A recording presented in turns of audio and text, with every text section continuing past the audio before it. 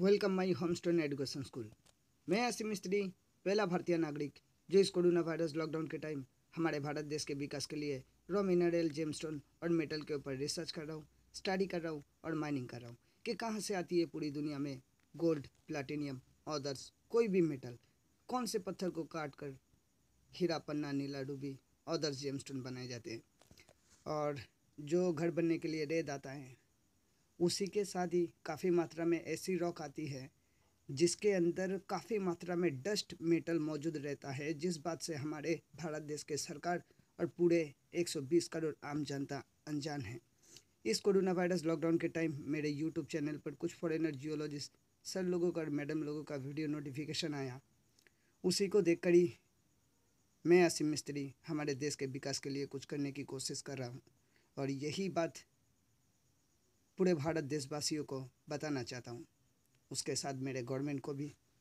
जहाँ तक मैंने स्टडी किया है, ये रॉ मिनरल हो और रॉ मेटल हो, ये गवर्नमेंट प्रॉपर्टी है और मैं चाहता हूँ ये गवर्नमेंट कस्टडी जमा करने के लिए। और हमारे राज्य के मुख्यमंत्री जी से मैं फिर से मदद मांगता हूँ। हमारे पश्चिम बंगाल के पूरे पुलिस फोर्स डिपार्टमेंट से मैं मदद मांगता हूँ। जियोलॉजिकल सर्वे ऑफ इंडिया से भी मैं मदद मांगता हूँ।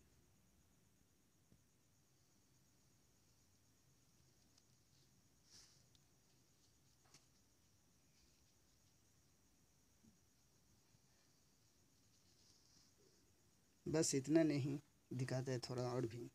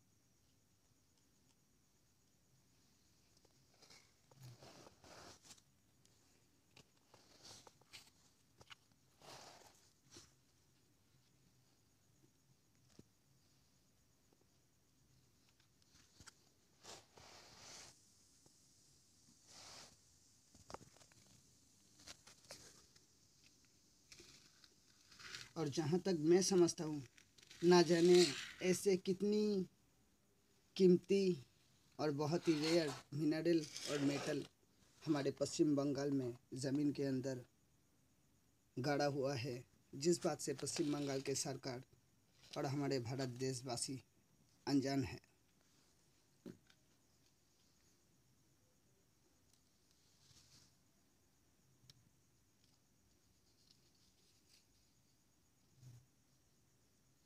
और इसके बाद भी अगर हमारे राज्य के सरकार या फिर पुलिस डिपार्टमेंट या फिर मीडिया मेरी मदद नहीं करती है, तो उम्मीद करता हूँ कि भारत देश के 120 करोड़ आम जनता समझ लीजिए जो मैंने कहा था वही सच था और वही सही है।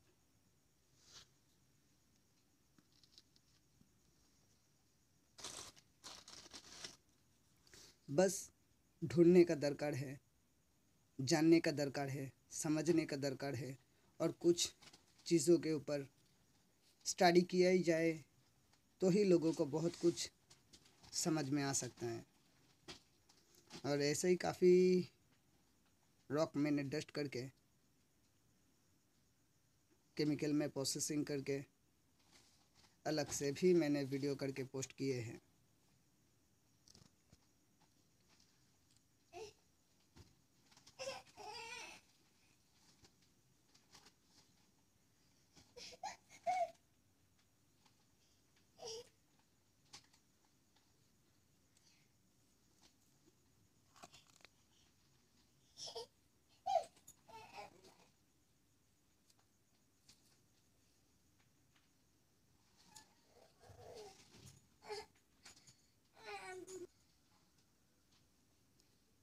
उम्मीद करता हूँ हमारे भारत देश के 120 करोड़ आम जनता को मेरा ये वीडियो नोटिफिकेशन और जो मैंने अपने देश के विकास के लिए करने की कोशिश की है, अब सब भी चाहो तो बहुत कुछ कर सकते हो। मैं तो फिर भी अनएडुकेट हूँ, लेकिन जो लोग पढ़े लिखे हैं हम लोग स्कूल में काफ़ी कुछ पढ़े हैं, जाने हैं, समझे, लेकिन कभी उन सब चीज़ों को ढूंढने की कोशिश ही नहीं की है।